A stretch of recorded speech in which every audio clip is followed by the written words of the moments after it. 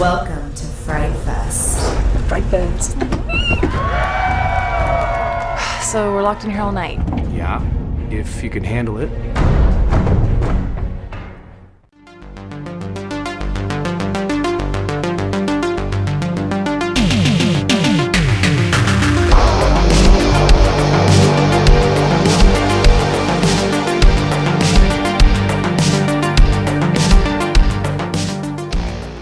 So we are talking about the air quotes movie Monster X, which will be out in the UK in January of 2018.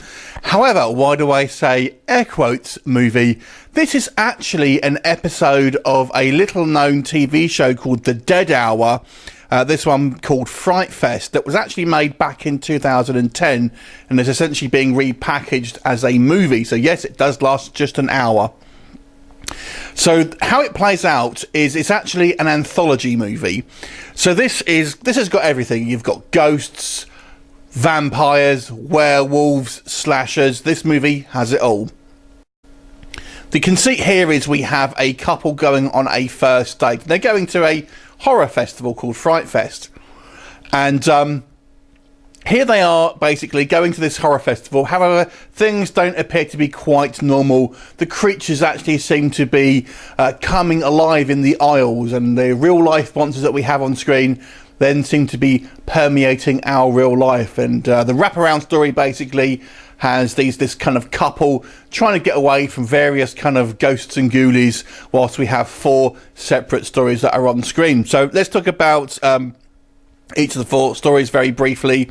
The first one is a siren movie, which is probably the most traditional sort of ghost story, I would say, and I would say probably the best movie out of all four of the kind of the standalone ones. It's more or less just a kind of a straight ghost story, but I say best out of a bad bunch, I'm going to be honest. The second one is about all these werewolves, which is also takes place in a cinema, confusingly. That one is just awful. It is plain awful. There's nothing positive about that one at all. It has one funny joke about Frozen. That's it. That's all I'll say about that one. The third one is a kind of a vampire one, with a kind of a vengeful wife basically trying to get revenge on her husband. And there's obviously vampires involved there. That one was okay, but it wasn't. All of these films are kind of have an issue, which I'll talk about in a minute. Then the last one basically is a kind of a monster type film, or a kind of like a demonic one, with this babysitter is kind of looking after this strange young boy in this big house. However, there seems to be some demonic presence. That one actually has a bit of a twist, so that one was also probably one of the better ones. But all of these films have a real low budget film to them. This is obviously made for TV, and I've got to be honest, these things feel like student films. They're so shoddily made, very kind of low, very low budget, very kind of low rent acting, no real kind of depth to any type of characters here. There's very little positive to say, apart from a couple of cute one-liners here and there.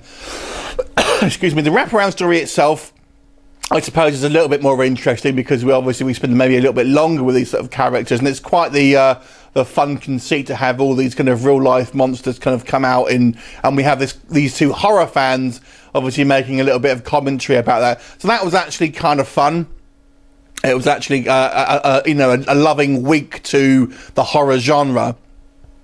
But overall, this is a episode of a little known TV show that itself was extremely low budget and no one's ever heard of, positioned as a movie. So I've got to say, to be honest with you, I would say this one is probably not worth the majority of people's time, only if you just really like low budget anthology films, to be honest with you.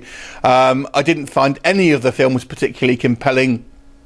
Some of them are less terrible than others. That's about as high a praise as I can give. The wraparound story was probably the best thing in it, because it's a little bit more meta than the kind of maybe the rest of them.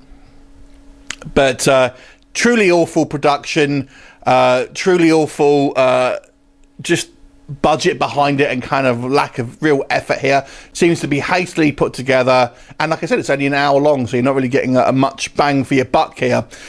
So overall, I'm going to have to give this one a 3 out of 10. Have you seen it? What did you think of it? Leave me a comment and I'll look forward to seeing you next time. Bye for now.